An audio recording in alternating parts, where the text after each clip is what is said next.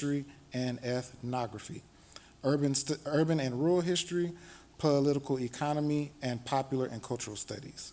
He is the author of the award-winning book titled The Legend of the Black Mecca, Politics and Class in the Making of Modern Atlanta, and the lead historian for the forthcoming With Faith in God and Heart and Mind, a history of Omega Psi Phi fraternity, both with the University of North Carolina Press, as well as a corpus of peer-reviewed journal articles. Please welcome Dr. Hobson and this panel. Thank you all. Good afternoon, everyone. First and foremost, I want to say this. Whenever Auburn Avenue Research Library calls me to do anything for them, I always oblige. This is such a jewel located here in the city of Atlanta, Georgia. It is one of 4 public libraries in the United States that has this particular kind of designation: the Schomburg Center in New York City, the Blair Caldwell Library in Denver, Colorado, the Broward County, it's the South Florida Library. Tamika, go ahead. That's my friend and historian colleague, Tamika, giving y'all the game on this. And so and then you have Auburn Avenue, and so we are in a great place. The grounds that we sit on right now are hallowed grounds. And most people don't understand why I say they are hallowed grounds, because Atlanta oftentimes likes to say that it is the cradle of the civil rights movement, but their understanding of them saying that is actually inaccurate. But if they did the kind of work that's necessary to understand how they could really be the cradle of the civil rights movement, it could actually be true. See, this is the space where when General William Tecumseh Sherman marched from Memphis to the sea and tore up the American South, where his motto was "War is hell," where black folk received equal protection and due process under the law before the 14th Amendment. That is at the core of what it means to be an American citizen at this point in time. But of course, we know that there are some other issues that are with us. I'm going to read a brief statement, and then I'm going to allow the panelists to introduce themselves, because they have very unique stories, but I am connected to all of them in particular ways. History is a weapon. Studied and interpreted wisely, it can help defend, inspire, protect, and unify. If history is ignored, forgotten, or misconstrued, it can be a part of the miseducation of a people that will have them going to the back door without being told to do so. What I'm saying to you all, this is a quote from Carter G. Woodson's The Miseducation of the Negro. Of all of our studies, history is so very important, not only because it is a vital means to the cognition of and solution to many of the problems that beset us, but because it is at the heart and soul of liberation itself. A major aspect in my development as a scholar in history is steeped in public history, avenues in which history can be of service and listens to the precise needs of black communities and challenges these communities to broaden their own sense of boundaries and exclusiveness.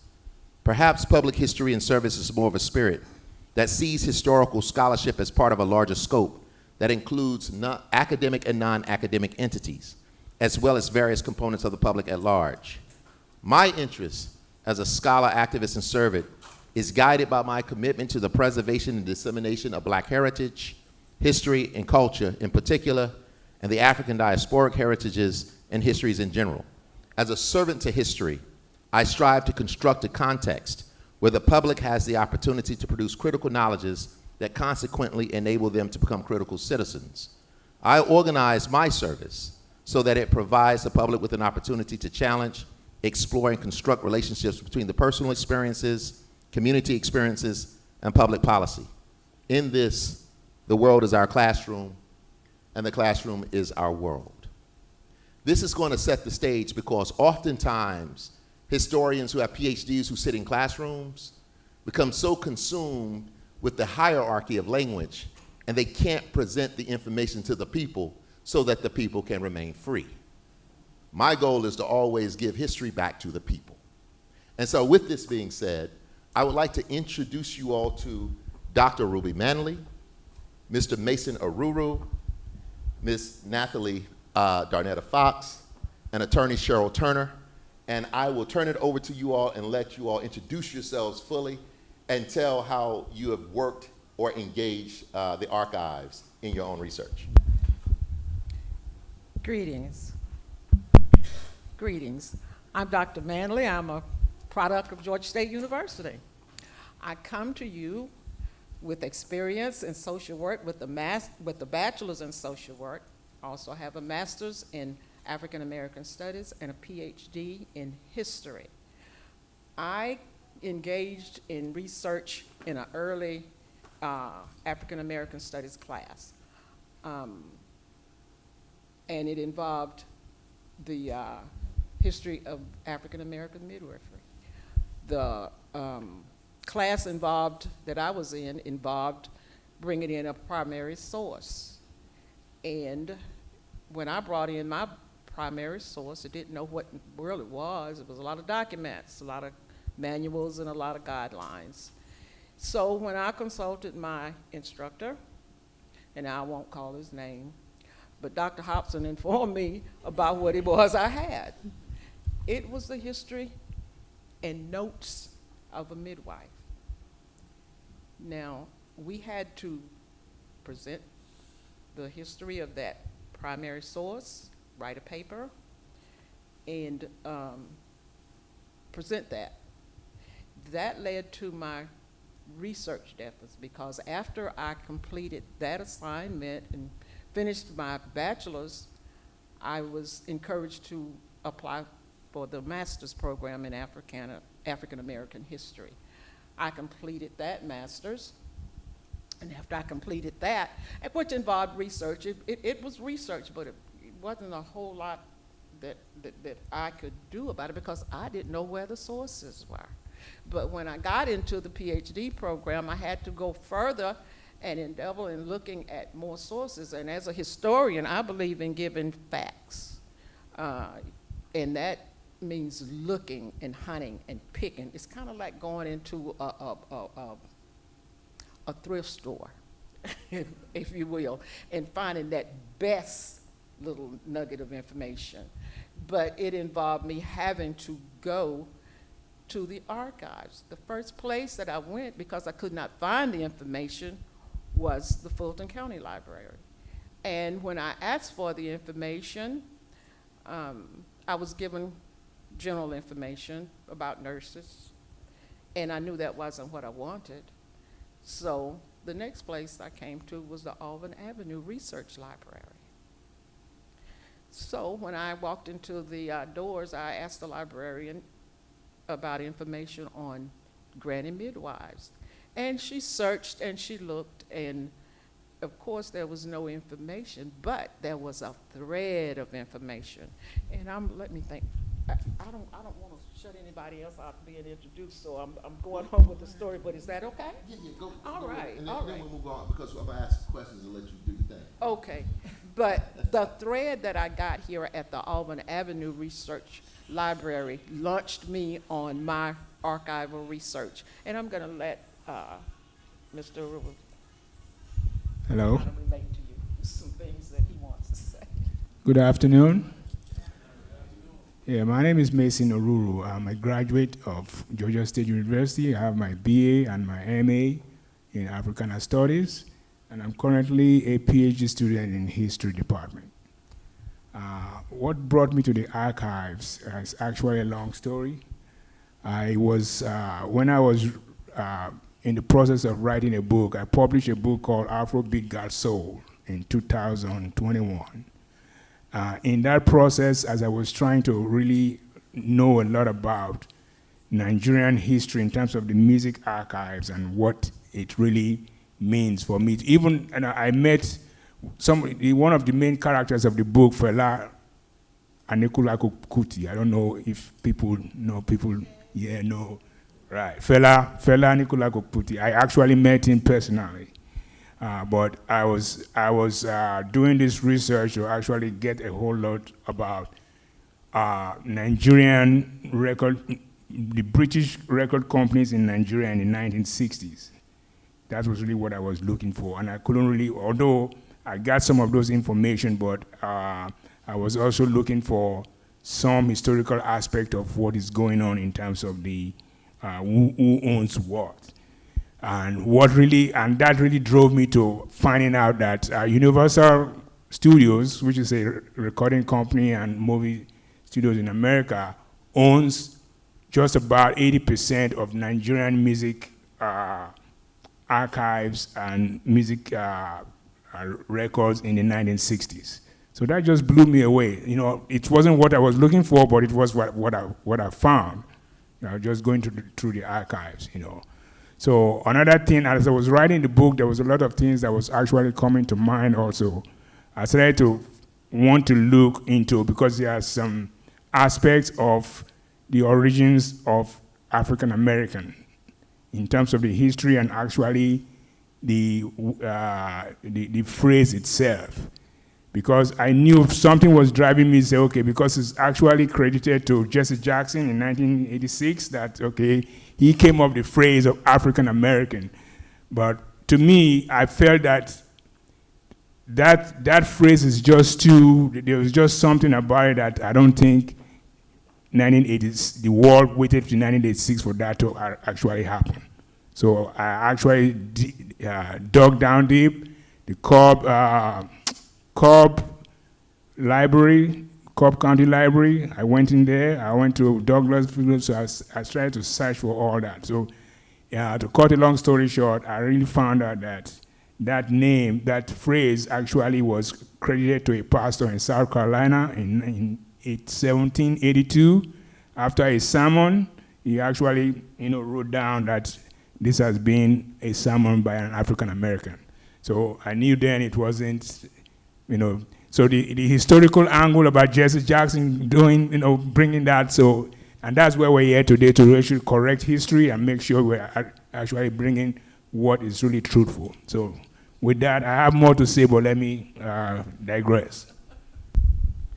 Hi, I'm Nathalie. I have my master's from Georgia State, and I'm in African Studies, and I'm currently in the PhD program in history at Georgia State. So ephemera is defined as the minor transient documents of everyday life. And so I think as someone who studies social history, when you're doing history from the bottom up, how else are you going to know about the people that you're studying? And so when I found myself studying other archives, the types of things that we as a community would find important, right, were also overlooked. And so it was this dual harm of people's stories not getting completely told because we couldn't even value what we had. So I had to come here to sit fully in the ephemera collections, where when I would go back to oral history and go back to my interviews, it kind of gave me a place to start where I could take information, but also use triangulation to kind of corroborate what people that I was interviewing was saying. And so now, where it might have just been this fleeting comment, I'm able to prove, like, no, this really did happen, and you did remember it, but like, this was also happening at the same time. And so I was able to kind of guide and shape interviews through what I would find here in the archives, which was extremely helpful when you're thinking about things that happened 15, 20 years ago. Someone might not remember it, and so if you ever needed a way to spark it, this was a really nice way. Good afternoon. My name is Cheryl Turner, and as Maurice said, I am not a historian, not an official degreed historian. I'm an attorney by training, but I fell down the archives rabbit hole when I was preparing to be the president of the Gate City Bar, which is the oldest African-American bar association in the state. And so a bar is the lawyers and the judges, organization of lawyers and judges. And so I do share the trait with historians that I'm not just going to say anything. I need the facts. I need to double check it, sometimes triple check it. And so there was a lot of information that, a lot of stories that were told, a few books. There are much better books now that are available. But I just started going down the rabbit hole. And so I've spent a lot of time at the Atlanta History Center, the Atlanta University Woodruff Library, the Emory University Library, the Auburn Avenue Research Library, really trying to connect the dots is the way that I describe it. And so for our organization, it's a volunteer organization, which means that there's no single place that all the records are kept. You know, like most history, it's kept in attics and basements and closets, and you got to ask the right person at the right time for the right piece of information for them to remember that they might have something somewhere. And so that is sort of the quest that I have taken on for myself, and so I have been able to, something as simple as just coming up with a short bio for each of the founders. There were 10 founders of the Gate City Bar. I was asked last year during our 75th anniversary to just come up with a bio for each one of them. The person who asked me thought that I could Google it. I had to correct her after I had spent at least a week running around town trying to verify each piece of information. And I got my last 2 pieces of information. One of them I got here, thanks to Derek. Abarita Hansen, who is a past president of the Gate City Bar. Before she got sick, she had deposited some information here, and she actually had a funeral program from one of the founders that gave me the information that I needed. Now, I'm also a funeral program collector, so that meant a lot to me because that's really where a lot of history is as well. And the other piece of information that I was able to obtain was from the Fulton County Office of Health, I think, in Vital Records. And so I went down there and took a wild guess about when this person passed. And the way they do it is it's $20 per search, and they'll search the year before and the year after the year that you give them. And thanks to a lot of research from the archives, we were able to get that last piece of information. So I have been bitten by the bug. I appreciate the work that you all do, and I'm looking forward to the conversation. Can you all hear me? All right, cool. So I want to tell you all a very quick, funny story about archives or the silence of archives. So several years ago, I wrote this book. And for some folks, they didn't want to read the history of this book. And for me, it was just kind of like, well, facts are facts. I mean, when you go into an archive and you see all this stuff. And so my training is I'm a historian trained in political science, sociology, and economics methodology. I don't fit into a normal history department because I'm interdisciplinary. And so in order to kind of write this book on Atlanta, I had to kind of demonstrate to these folks that I'm just not coming up with all this stuff. Well, this book won this award, and I am a middle child of 6 children. My sister and I are middle children. And I've always kind of grown up feeling that my parents really weren't paying attention to what was going on with me because I had an older sibling who had things going on, and I always had a younger sibling that had things going on. So I called my mother and I say, Ma, I want you to come to this award ceremony because I won this award. And I want to read to you all the criteria for this award because I want to give you the response to what my mother said, and then this is going to lead into the next question. This is the criteria. The Award for Excellence in Documenting Georgia's History. Criteria for selection: effectiveness in improving the documentary record of Georgia through identifying and ensuring the preservation of records relating to under-documented communities and topics, demonstrated success in raising public awareness of the importance of improving documentation, innovativeness in the approaches to identifying and acquiring records of under-documented communities, topics, research, publication, and effective approaches to making this documentary record available to the broader public or scholarly audience with a bibliography that demonstrates such use. So I read this to my mom, and she looks at me and she says, baby, sounds like they think you discovered a brand new set of Negroes. And I looked back at her and I said, I did.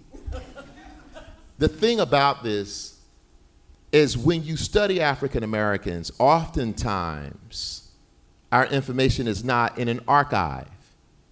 And so the reason that I have interdisciplinary training is I have to be able to extrapolate from other methodologies to be able to create the stories.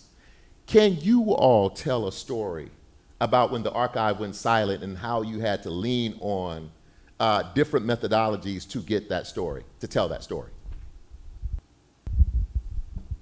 I'll go first. Am I okay with everybody? I indicated previously that the archives gave me a thread that launched me on my archival research. But before that thread was my mother's habit of being a pack rat. She packed everything that she could get that was written on paper. And that's how I was able to get the documents from my grandmother, who was a granny midwife. Now, granny midwives were the midwives who delivered babies back in the 1920s, and even before that, because during enslavement, they had to deliver babies for poor whites and African Americans because the medical establishments would not touch black people. But my mom had these papers, and she was always putting them away. And my father wanted her to throw them away, but she never threw them away. And I'm so glad she did, but I also am kind of upset at myself because I should have spent a lot more time with my grandmother. Because, you know, back then, grandmothers didn't talk about having babies. I asked my grandmom about it, and she said, "You will understand later." And she kind of cautioned me and my sister that if you on a date and you put a penny between your knees and hold that penny, you'll be okay. Well, well, somehow the penny got lost. But anyway, I had to rely on the documents that my mother collected, and they were not in the archives. Those documents led me to going and searching the archives. And I'll talk a little bit more about that if I have time about my archival research, because it started right here at Alvin Avenue, but it ended in a governmental archives over on Jonesboro Road, the State of Georgia Archives. That led me to two other archives. One of them was the State Archives in Montgomery, Alabama. I went there, and I was a little disappointed because Alabama had 69 counties, and I could only access information from 6 counties. I was informed that I probably needed to go over to Tuskegee's campus, and I did.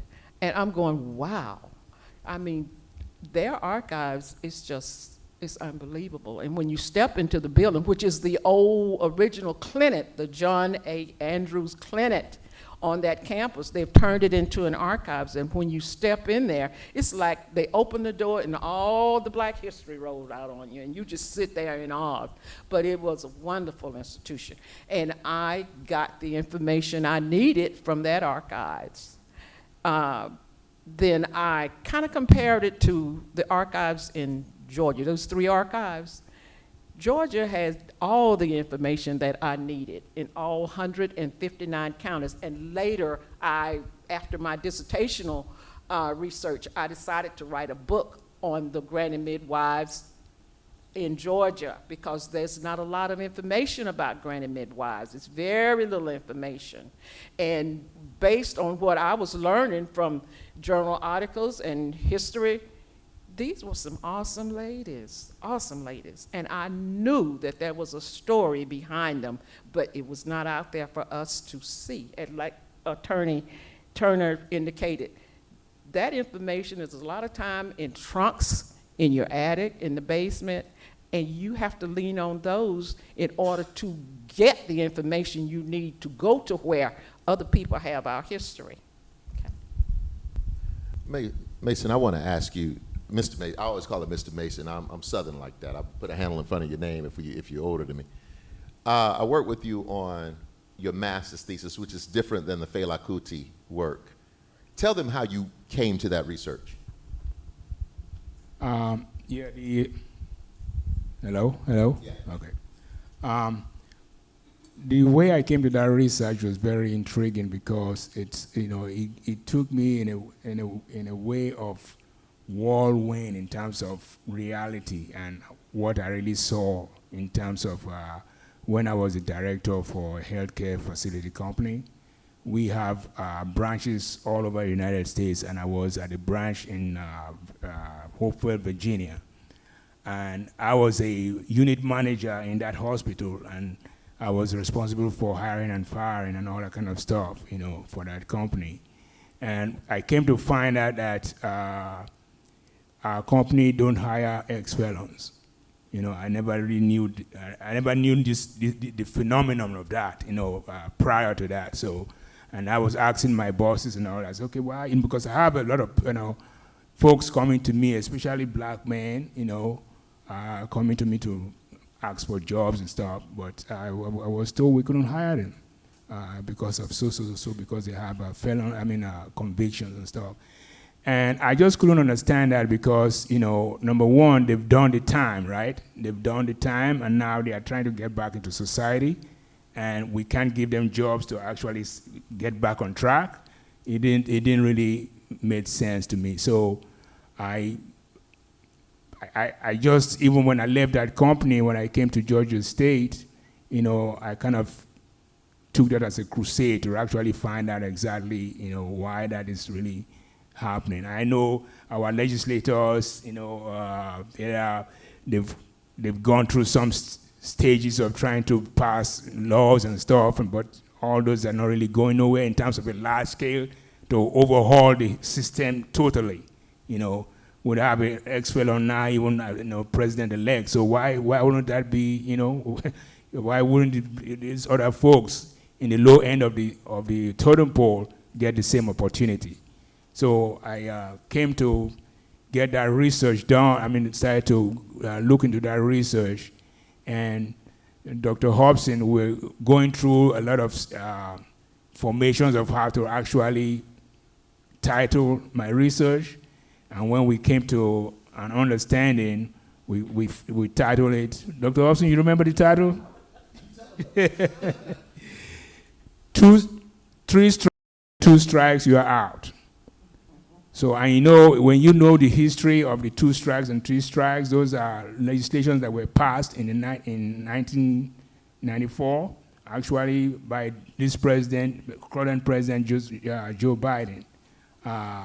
And that, you know, then we also have the 2 strikes of Zelmina in the state of Georgia. After 2 strikes, and we have something called the 7 deadly sins. The 7 deadly sins are rape, murder, conviction, and all those. Once you commit those, you can't get parole, and you can't be able to even get a job in the United States. So I did a research in that, and we got into the archives, a lot of things that Dr. Hobson helped me with. It was really fascinating, and actually, it was really worthwhile. So any Gen X folk in here who used to hang out in Atlanta in the 1990s? Don't act like y'all. All right, cool. Don't act like y'all didn't do it now. So Nathalie Fox came to me one day. So I'm a creative kind of professor, so I'm not really engaged in academia for academic's sake. I don't always get along with academics like that, and so, you know, I'm kind of just out there. But Nathalie came to me one day and was like, I'm interested in doing some work, and not tripping on Nathalie, but I was just kind of like, okay, you say you're interested in doing some work. I'm going to give you these books, and you just take the summer to read them, and come see me the first week of class the following year, like the following school year. So it was like in the spring. And Nathalie comes in the first week, and I said, do you know why I had you read those books? And she was like, yeah, because I see all of the connections between this, that, and this. And I was like, oh, okay. Yeah, Fela Kuti was. Oh, wow. But tell them, the reason I asked if y'all were hanging out in the 90s, like I'm Gen X, and I was kicking it at all the events in Atlanta, Freaknik, I did all of them. Tell them what your thesis was, and tell them what some of the stuff that you found out. So I wrote my graduate thesis on Funk Jazz Cafe, which was a cultural arts festival that happened here in the city from 94 until 2004, or 2001 respectively, under the creative direction of Jason Orr, who is an Atlanta native. And so, speaking of archive silencing, and I was really moved. While I am not from Sapelo, my family is from the Gullah Corridor, South Carolina.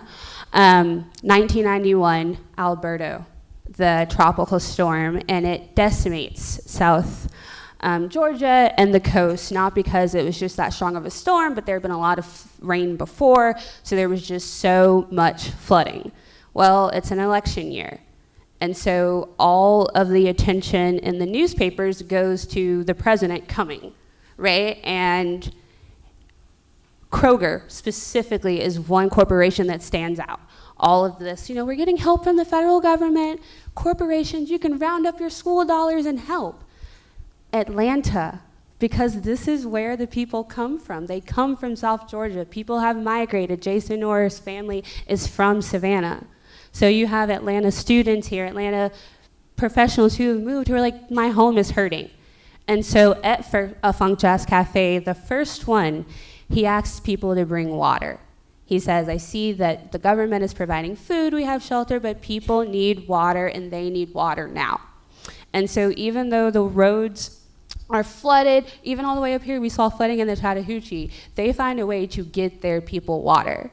And so I think this is one of those stories where when the federal government doesn't move how you want them to move, when your local government doesn't move how you want them to move, we've always found a way to get our people what we need. However, that was not reflected in the Journal-Constitution. I had to come here, and the only other way I was able to corroborate that was with Miss Carrior, God rest her soul. She was able to say, I have shipping receipts of how we had to get a U-Haul to drag behind a car to get it down there. And so I was able to kind of just map all of this out, how this delayed response from the state, who was red at the time, was really upset that they had this blue president come down here and help the people. And it's like, y'all are arguing, and again, people need water. Literally, people need water.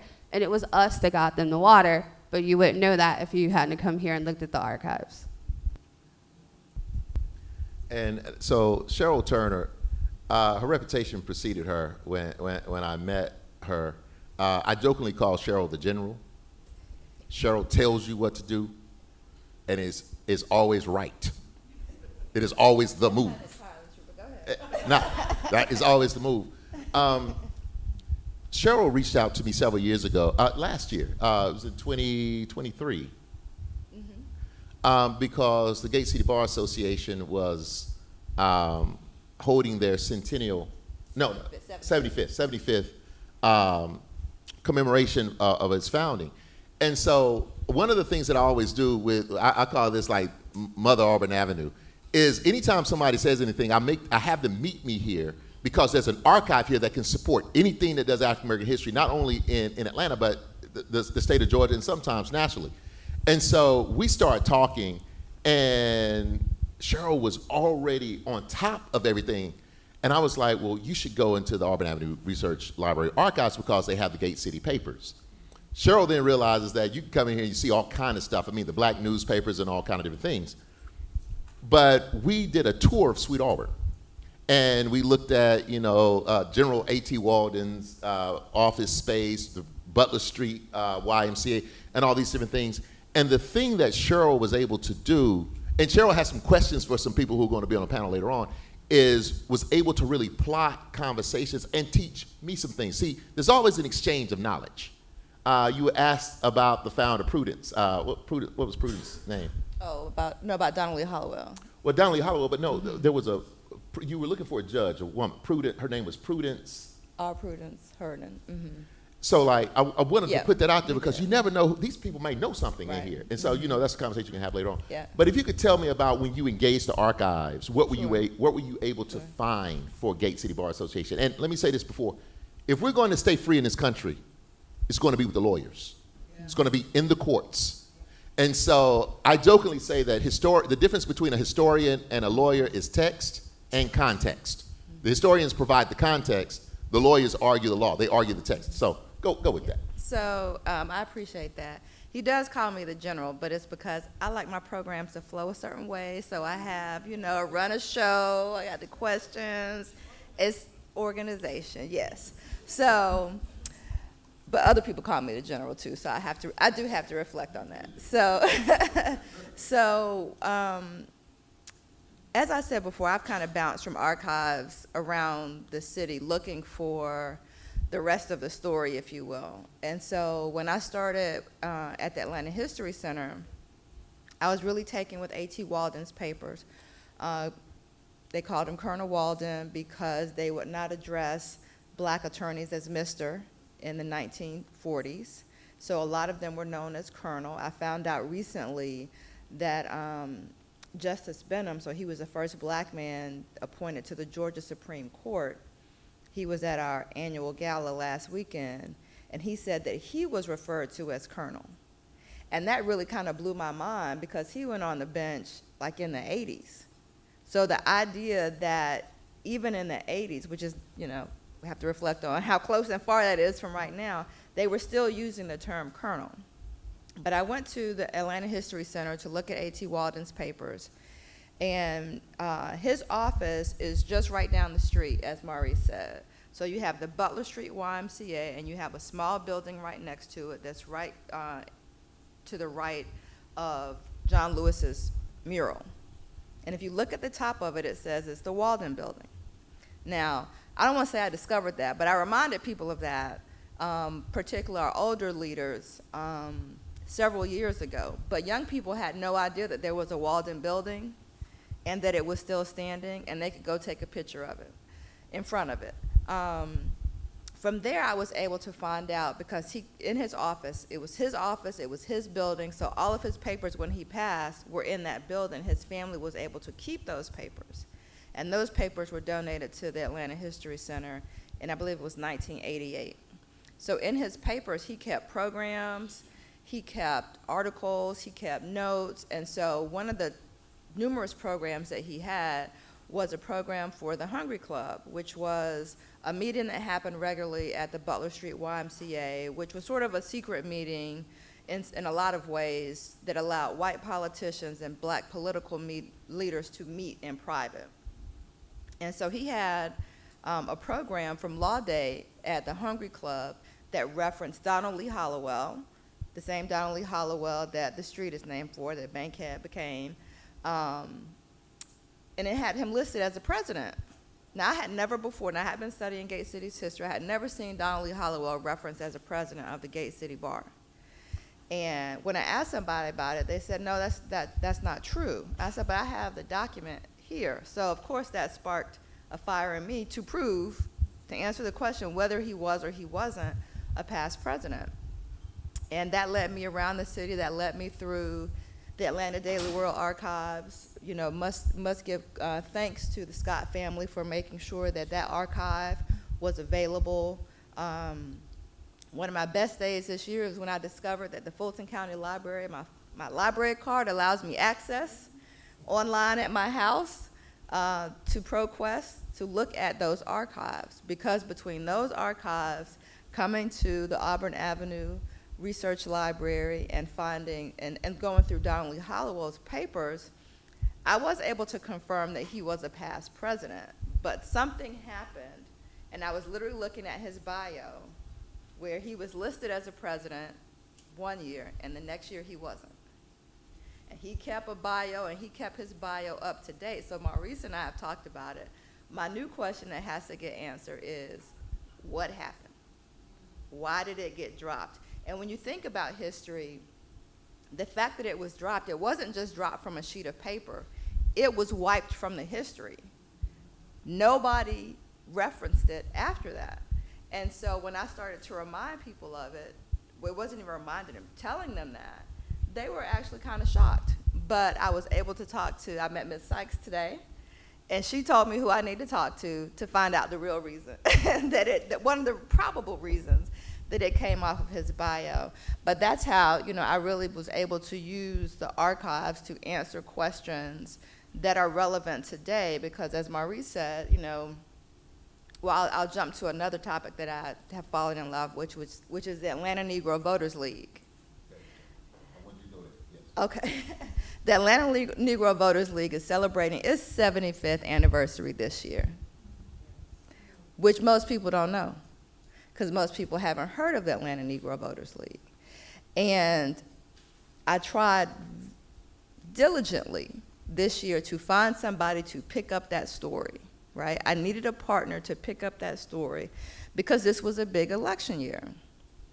It was very frustrating to me that I could not find a way to get that story picked up, that we could leverage it to really mobilize people and get them excited about the election. But I let it go. Probably around August, I said, well, this is not going to happen. But I was still aggravated about it. And so, but now, what I realized, that was God's moving, because now that story is even more important. Because the story of the Atlanta Negro Voters League and the organization that preceded it is a remarkable story. If we are to rebuild or to continue the fight, we've got to understand that story, because that was done 75 years ago, and that was done through straight organizing, litigation. And until we really understand that it's been done before and we can do it again, we're not going to be able to capture the momentum and the spirit that we need in order to do what has to be done now. And I want to give a shout out to the Atlanta Negro Voters League. Art Clement is sitting right here. Art is a phenomenal architect, but he's the grandson of John Wesley Dobbs. And so if you go one street over, you got John Wesley Dobbs, and of course John Wesley Dobbs was the unofficial mayor of the Sweet Auburn District, who was one of the co-founders with Colonel Austin T. Walden of the Atlanta Negro Voters League. And I want to give y'all something. It was founded in 46, but it takes root 75 years ago. And this is what gets interesting. I want to give you all some game. Several years ago, Auburn Avenue Research Library got such a much, and they had to get refurbished. And I mean, it's great. You all see the facility that it is. I'm here to tell you, this is a phenomenal facility. But I was mad with them because I used to kind of hide out over here instead of having to go to my office, and I would do research here. And so I take all of my students into the archives because I try to teach them to move from being consumers of knowledge, don't listen to what I'm saying, and become producers of knowledge. And if you can get in an archive, you can do that. So we go to Georgia State Special Collection. And there was this older white guy, it shouldn't matter, but I'm just gonna put it out there. There was this older white guy in the library. And I said, well, I'm bringing a class on African Americans in Georgia. And he says, well, we don't have any Georgia history in these archives at Georgia State. And so, I started looking at him, I was like, okay, in my mind, I'm like, I'm gonna grandstand on you in just a second. And so we take the class in there, and he shows us all these pictures of these black folk who worked as maids in the state capitol. And then he shows this picture of Eugene Talmadge, and it's the picture of Eugene Talmadge with his hand up like this. And so he's explaining to the students, this is Eugene Talmadge, and I cut him off in the middle of it, and I said, this is 1946, and I said, this is when Promius King does the King v. Chapman, he files a suit, and it's the King v. Chapman court case that outlaws the all-white Georgia primary. And when it's outlawed, Atlanta becomes the place where voting takes place because they realized that this was the population, and so John Wesley Dobbs and A.T. Walden create the Atlanta Negro Voters League to push the block. And I looked at him in front of all those students, and I said, see, when white people do things crazy, black people respond. That's the black history. And then we wrote a letter on him and complained. What I'm saying, what I'm saying to you all is that history is a weapon. It is not just content. It's not to be taught in a classroom with all of this highbrow kind of conversation. You can put it on the ground. And where I want to go with this is all of you all have done serious historical work using the archive. But the elders where I'm from used to say, but what's the message? How is this? See, it's one thing to pontificate, juxtapose, critique, and amalgamate. But when you put it on the ground, how is it going to change policy that will keep us free? And so, Dr. Ruby, I used to call her Ms. Ruby, her name is Dr. Ruby. Dr. Ruby, tell them about your research and the maternal health care crisis here in Georgia and how your research has been able to be intel on how we can combat that.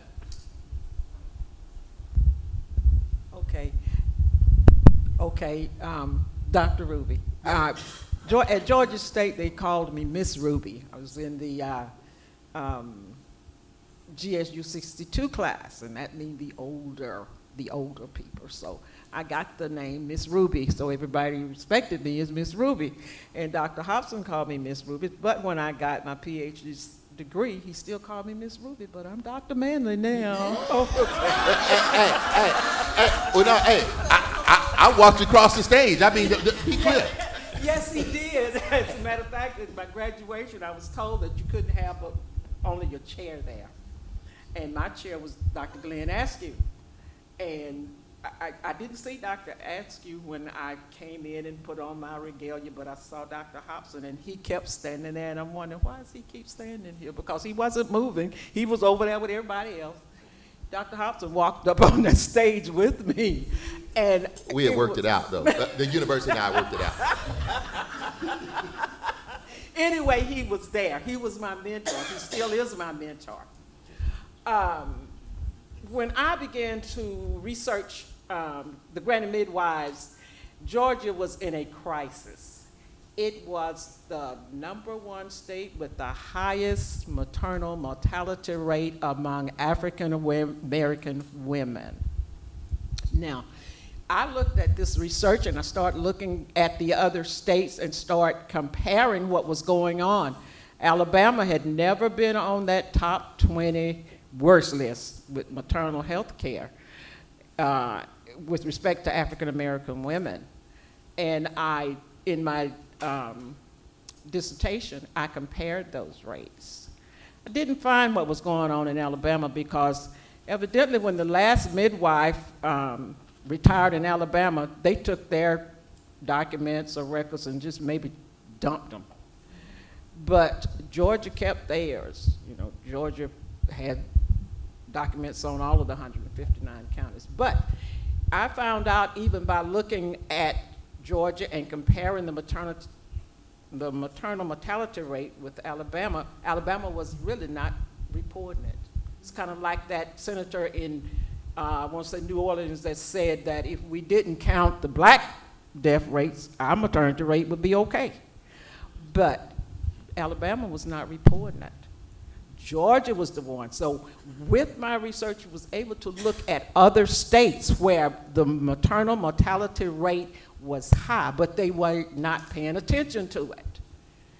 So once they start looking at Georgia's mortality rate, then states like New York, they start looking at their mortality rate. Then you got states like Kentucky, states like Texas, states like Louisiana, states like Virginia.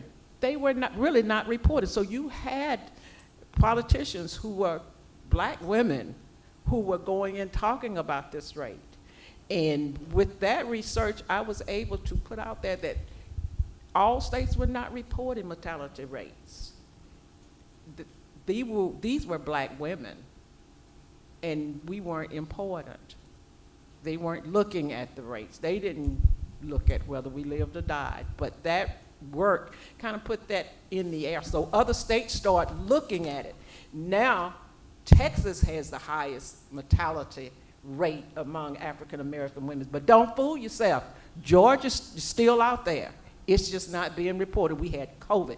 We had everything else that came up, and that rate got pushed to the back burner.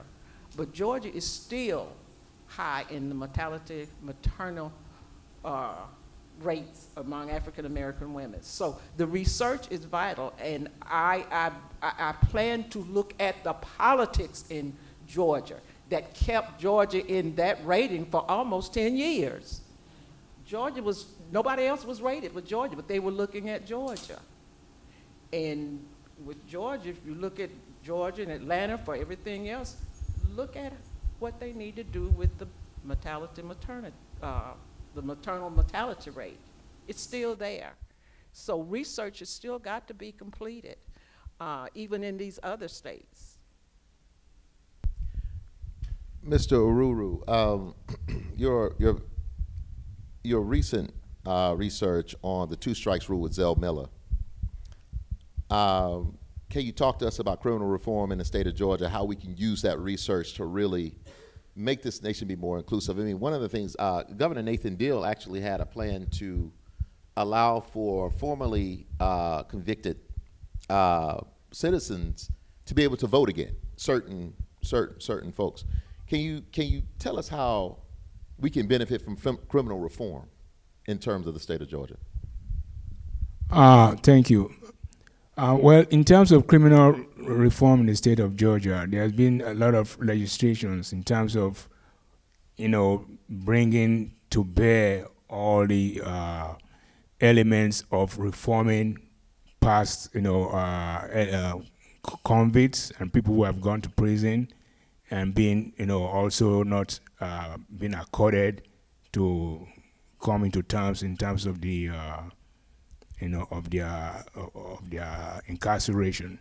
Governor Neal, and also recently with all these other legislations that have been passed, but it's not really moving forward. I think what the politicians are doing is a lot of lip service that is not really going to concrete measures to actually, turn the needle, so to speak. There's there's a particular legislation that was being in the works now, but I can't really remember. I think that's going to be part of the archives to try to go back and really look, because I don't really understand. I can't really remember it right now. But when we look at all these things, to me, I just feel that it's not really a commitment to actually do changes. And we as historians, we are really need to really keep pushing.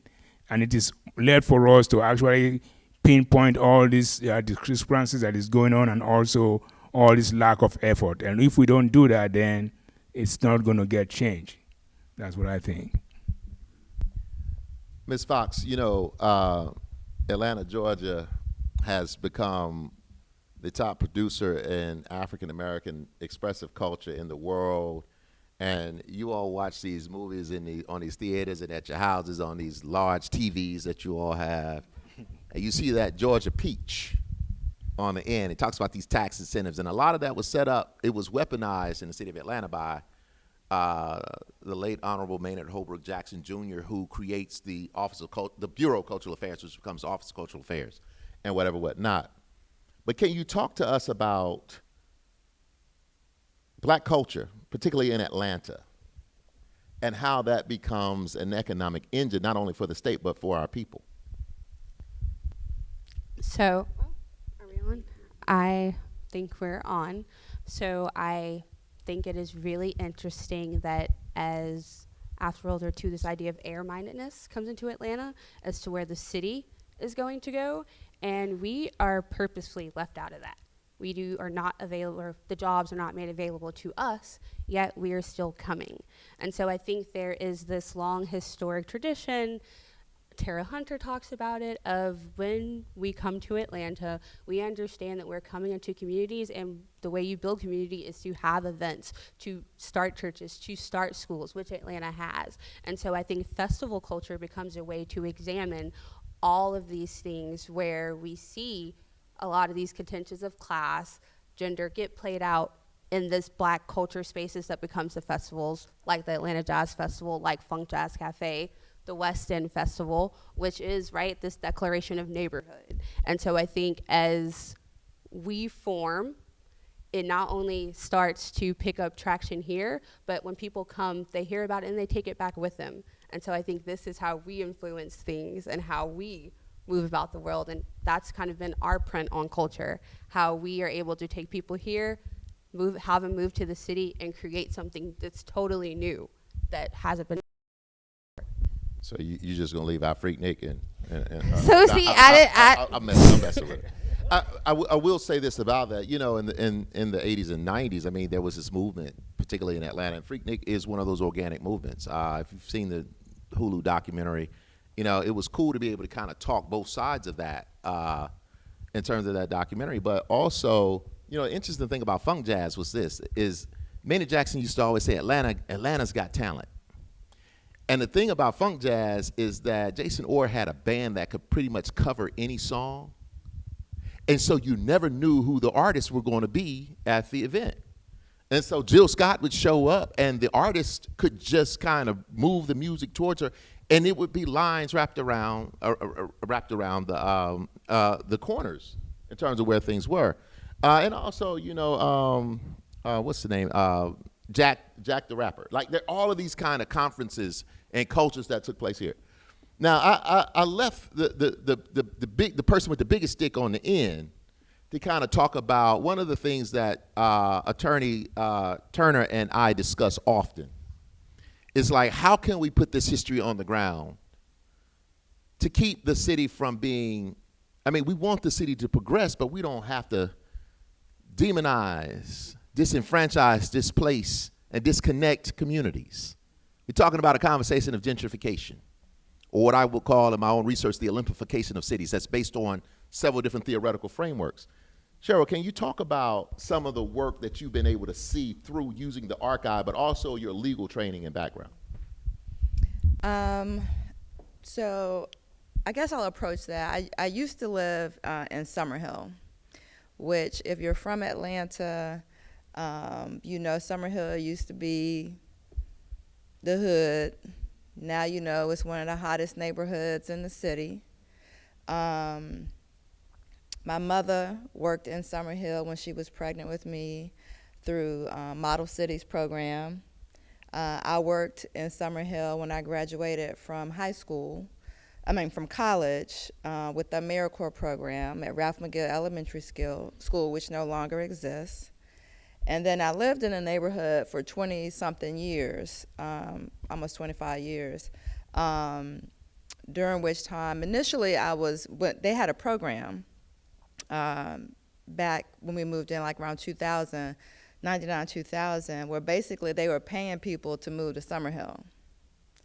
A black developer, it's called Wynworks, so it was Kerry Wynn and Bill Wynn, they were not brothers, they partnered with Bank of America, and they redeveloped Summerhill right after the Olympics. So you had all the Olympic money come in, and then there was also an effort to redevelop the area. They built all these new houses. So the houses that you see, and even the townhomes that you see in Summerhill now that are selling for astronomical amounts of money, were built by black developers.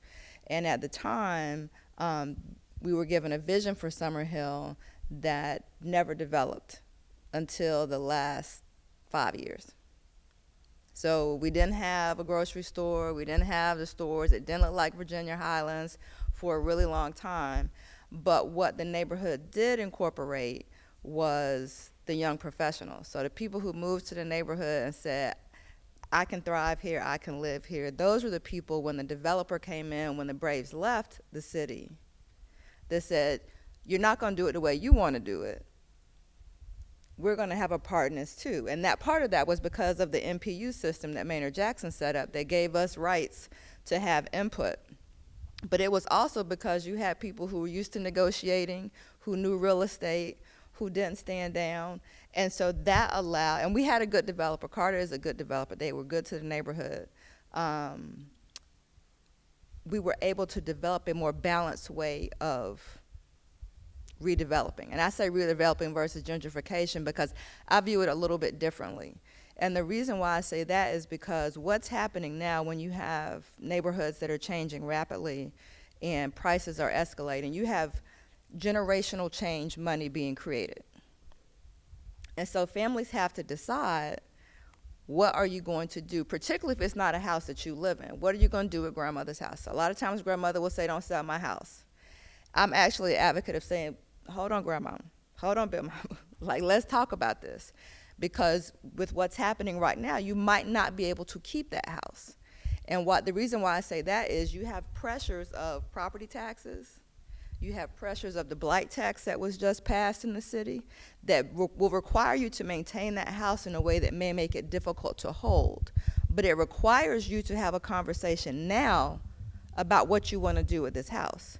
Because that house can send people to college.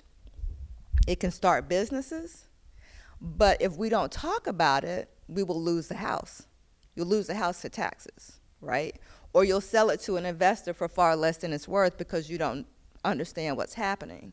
And so I ended up being president of my neighborhood association at one point, and my big thing at that time was really managing the change that was happening and really trying to educate people about property taxes. Now, it's not necessarily archivist work, but in some ways it is, because what I had to do, or the way I decided to do it, being an organized person, I went block by block looking at certain houses. Some of the houses that were built in the neighborhood were CARES houses. And so a CARES house is like a Habitat for Humanity house. So I went to all of those houses, and I personally tracked the tax escalations for them without their permission or their knowledge, and tried to get them to start to appeal their property taxes. Because if you're a senior, you know, there are income thresholds that if you have those things in place, you can stay. If you don't have those things in place, it becomes very difficult for you to stay. And so part of what I'm working with now, and I talked to Maurice about, is trying to figure out how to pull all that together in a way to not tell people what to do with their property, but to think in generational terms. If you want to keep this house, then we all got to agree that we all going to put some money up for the taxes. Because when the taxes come due, they're due. They're not like utility bills where you can put it off and you'll pay it when you get it. If you wait too long, your property will be sold. A tax lien will be levied against it, and then you stand a chance of losing it.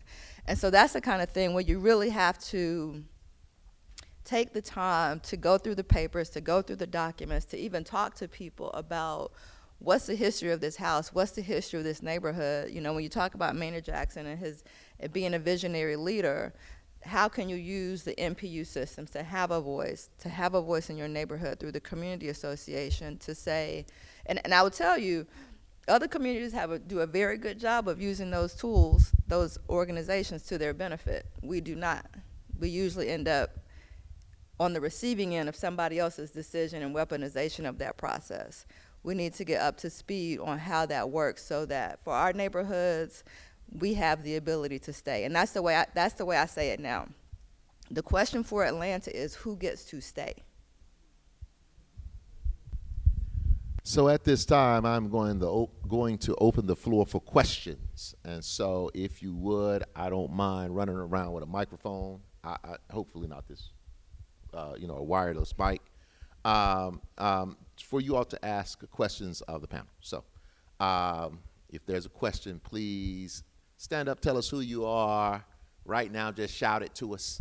And, don't be too rude with shouting, but, and we'll go from there. So I see. Yes.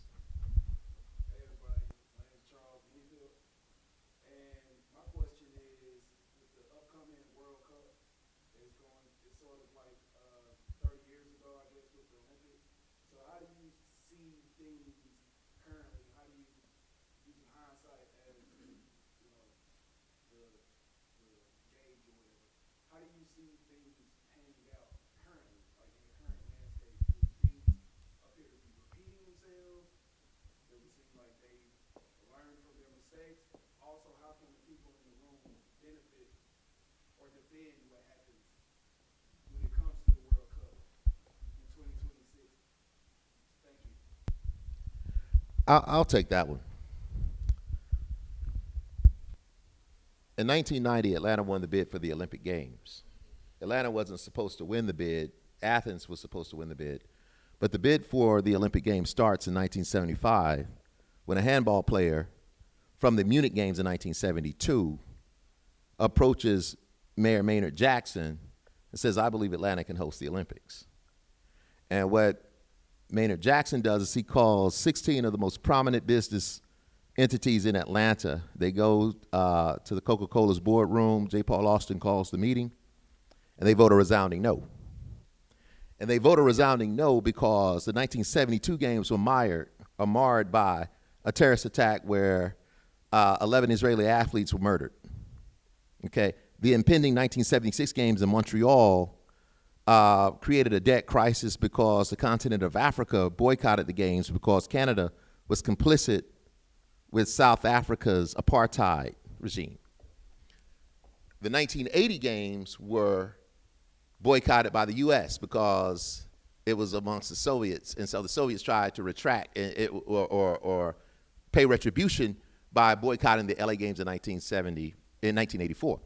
But what becomes, I'm giving you this context because this is how we understand what I call the Olympification of cities. It's not just about Olympics, it's about Super Bowls, World Cups, Pan Am Games. It's a system. in 1978, when Los Angeles bids for the games, it's really the only city because its only competition was Tehran, Iran. And during that time, Tehran, Iran was in the midst of the oil crisis and the Iranian hostage crisis. So what happens is when LA wins the bid in 1978, Peter Uberoth put it together. They privatized the Olympics to get the city ready for world consumption. Atlanta's paying attention to this. And so when Billy Payne approaches then Mayor Andrew Young about it, what comes from it is that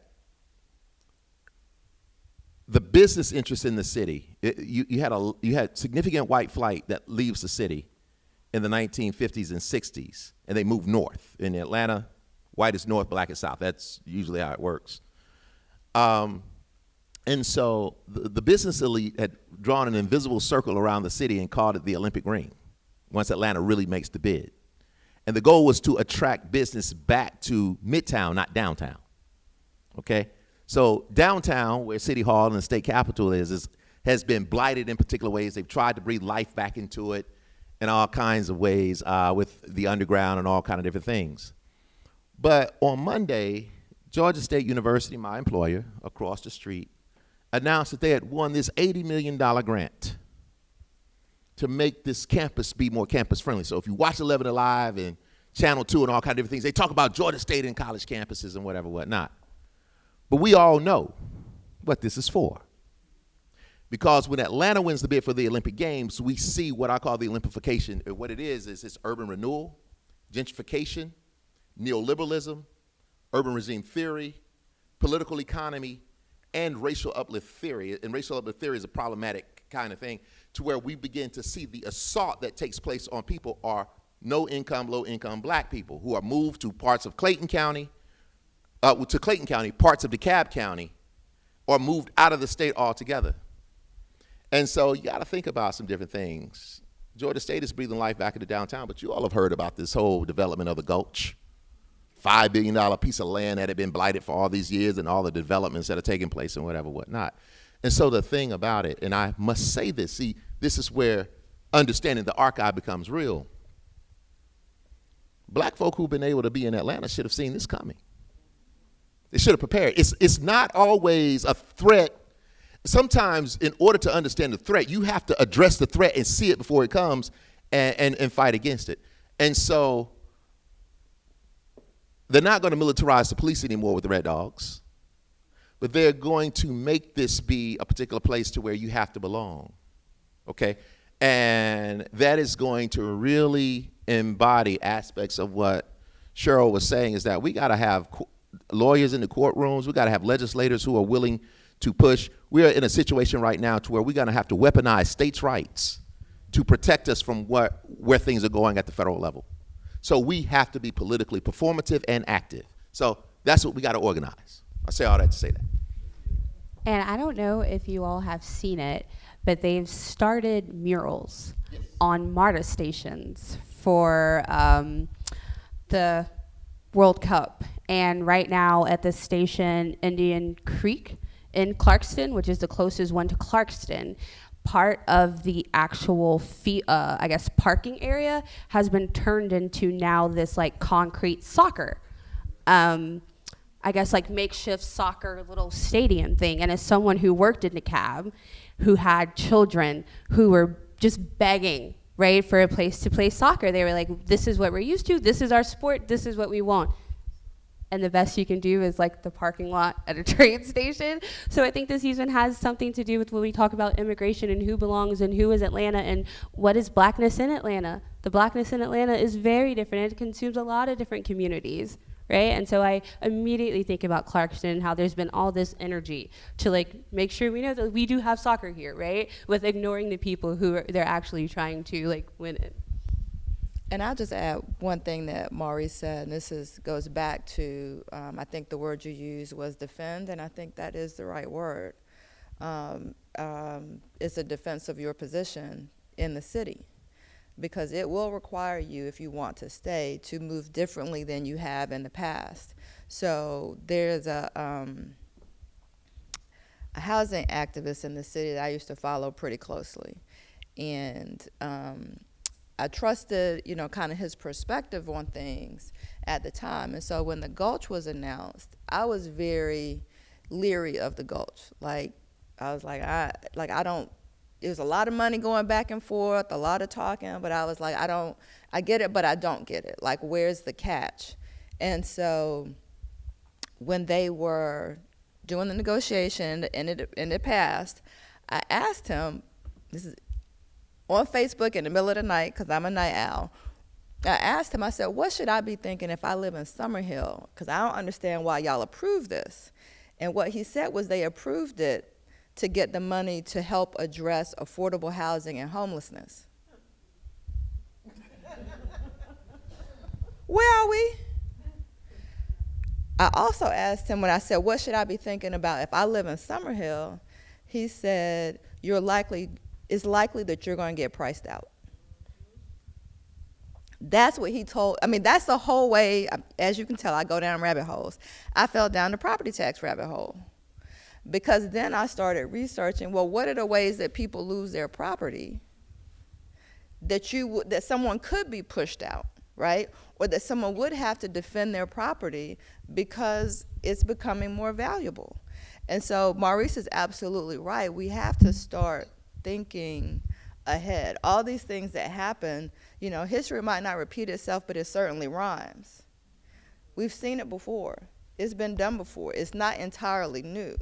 So the question is, you know, going back to the Atlanta Negro Voters League, how do you organize in a way from a community perspective that says, we intend to stay here and we intend to use the systems that are in place to make sure that we have a place to stay. You know, right now there's a big vote, I don't know if it's today or tomorrow, that's going to be happening in the West End because they're trying to put a data center in the West End that the neighborhood doesn't want. Now, that's not, I had to give up following neighborhoods that were not my neighborhood because it's a little bit too much, and I will stay up all night doing it. But that's the kind of thing, that neighborhood is a very organized neighborhood, and they will be able to respond to that. But we need to build up the strength of other neighborhoods so that they are able to continue to maintain their space in the way that they're doing right now.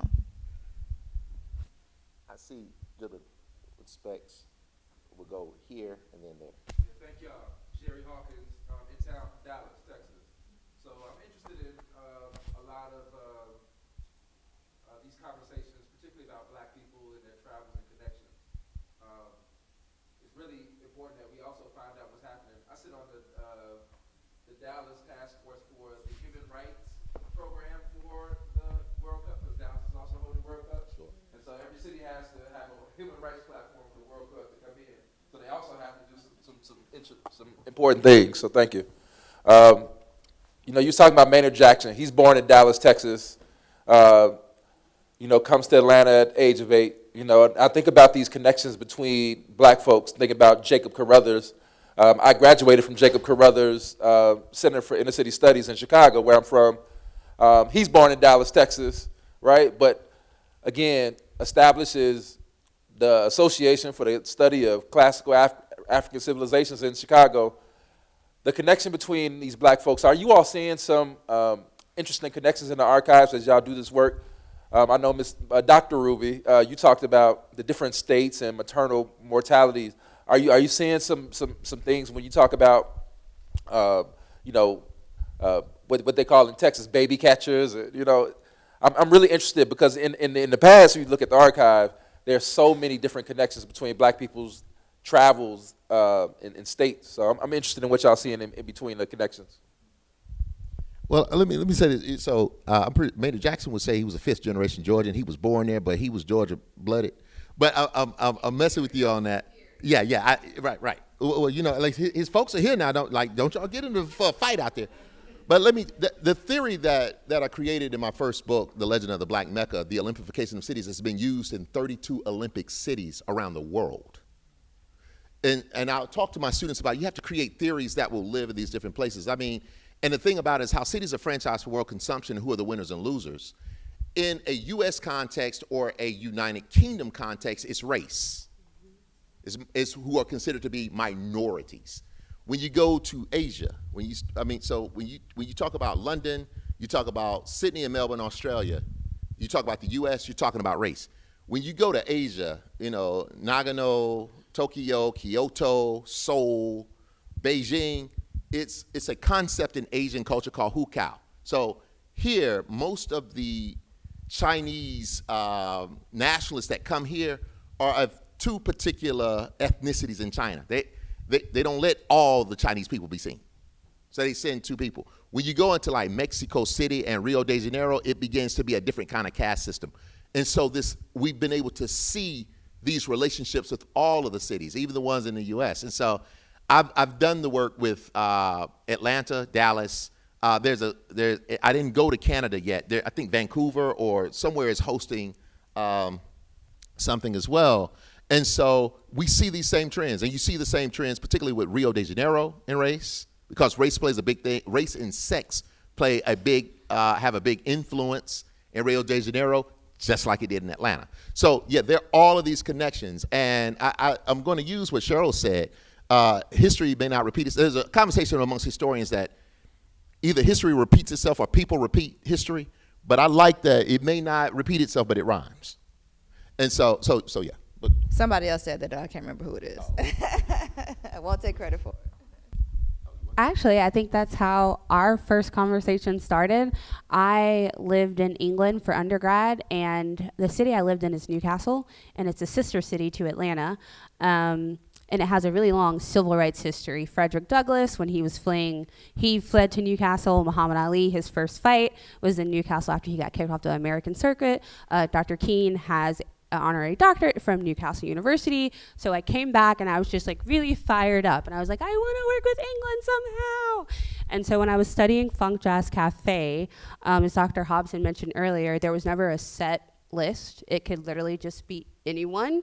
So not only did it become important for the local scene when it grew in its heyday internationally for Black artists and not just musicians. So while you have the acid jazz movement happening across the pond, you have people like Omar Lafouque, Karen Wheeler, who come here and they're kind of on the neo-soul, like this idea of people are pushed out and understood by their industry.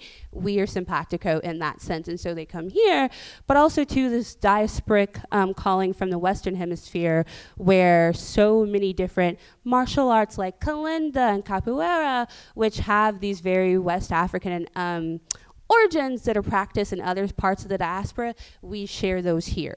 And so again, like even back to the question with the Olympics, this idea of we have so many Black, different types of Black communities here in Atlanta, how do we bring them all together? And so I think Funk Jazz Cafe was a way to not only connect people to other regions like in America, but just also what does it mean to be Black and have a diasporic understanding?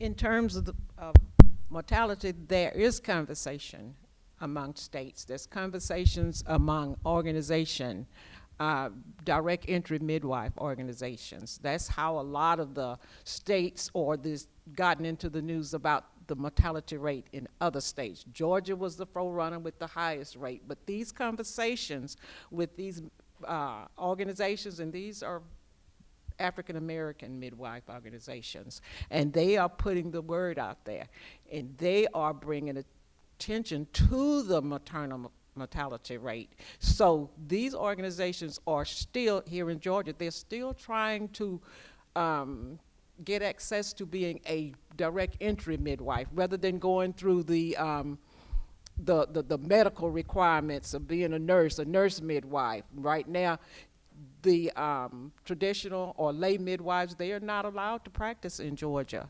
They will, it's a penalty. You can go to prison for that. And of course, we have some underground ones.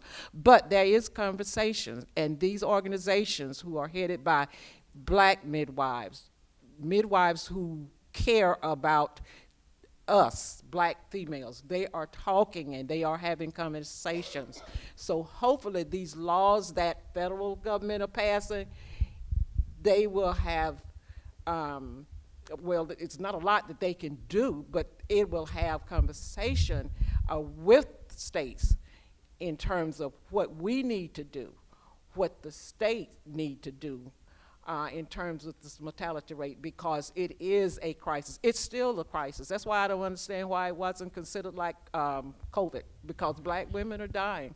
But there is conversations, and these organizations for African American midwives, they are growing. So hopefully we can get something done about the maternal mortality rate. I think this is going to be the last question. I want to give a shout out to my sister, Dr. Tamika. Let me make sure I have to say these doctors to these folks.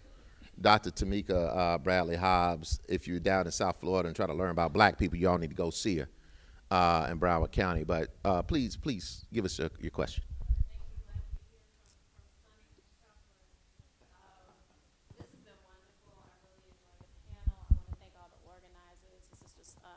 A real inspiration to hear. A really small question for Attorney Turner. You left us with a cliffhanger. Part of the reason I'm here is because I like reading about dead people and getting in their business. So the mystery president that you found for the Gate City Bar Association, what was the reason that you think that I person actually was don't removed? have the answer. I think it was probably personality conflict. That's what Maurice suggested and somebody else suggested, but I haven't gotten that verified through any other sources. So part of it is going to the people that I'm going to next are people who personally would have known him and would have gotten that story from him. And if they don't know, then I'm gonna assume that it's just lost to history. But I'm going to reference him as a past president of the Gate City Bar going forward. And I want to say, because that's the smoking gun. You got the smoking gun. But this is going to be a session right after this one, right in African American history. Maurice Daniels is going to be on it. Maurice Daniels has written significant books on Donnelly Hollowell, Horace, Judge Ward. And so I got Cheryl hooked up with some people. I mean, the thing about history is you got to be able to know people and engage people to get information. And that's one of the areas in which I enjoy. We may have time for one more question, and I saw someone.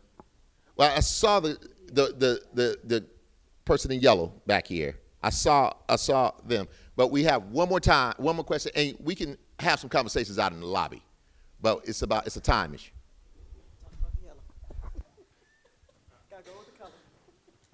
Hi, thank you so much. My name is Dr. Nakazi Oates. I'm the curator of African American collections at Emory.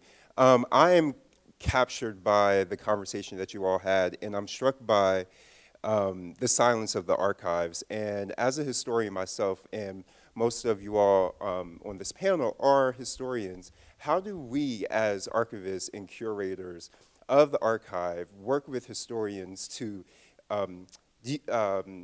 destabilize this idea and reality of silence in the archive?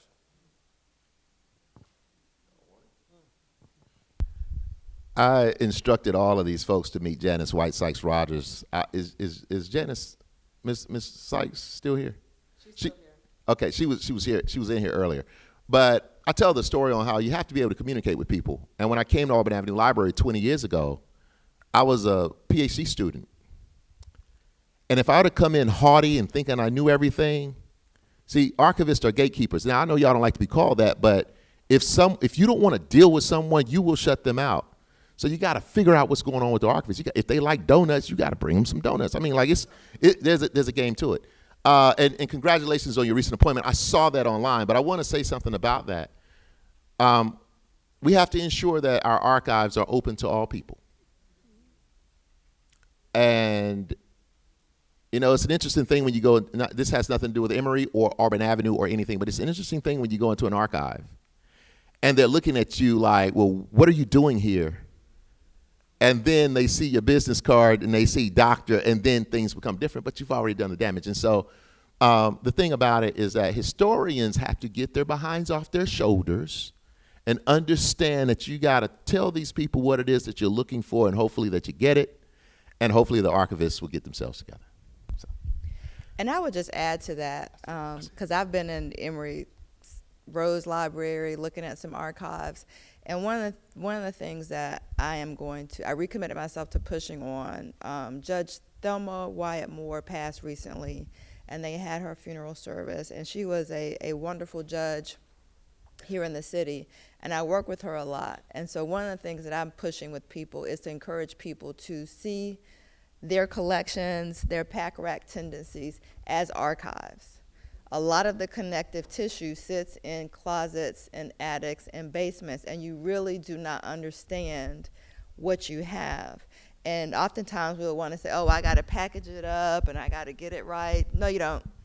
So I would say to you, how can you create that connective tissue to make spaces, as Maurice said, welcoming, but to bring people in who have things, who have stuff, in a way that makes it easy for them to give that part of history back to places that can keep it. Because the other trick is, if you don't preserve it, it deteriorates, and then it has no value. So we actually have to be thinking about that now, particularly with the assault against any kind of history other than Western history, to making sure that those documents actually survive and that history is maintained. Well, ladies and gentlemen, and all in between, our time is up. And so let's give a round of applause to Dr. Ruby Manley, Mr. Mason Oruru, Ms. Nathalie Fox, and attorney Cheryl Turner. So please stick around and hang out with us. Thank you, thank you. And we're going to be starting next in a few more minutes, around 5 o'clock, with our Black Researchers Perspective.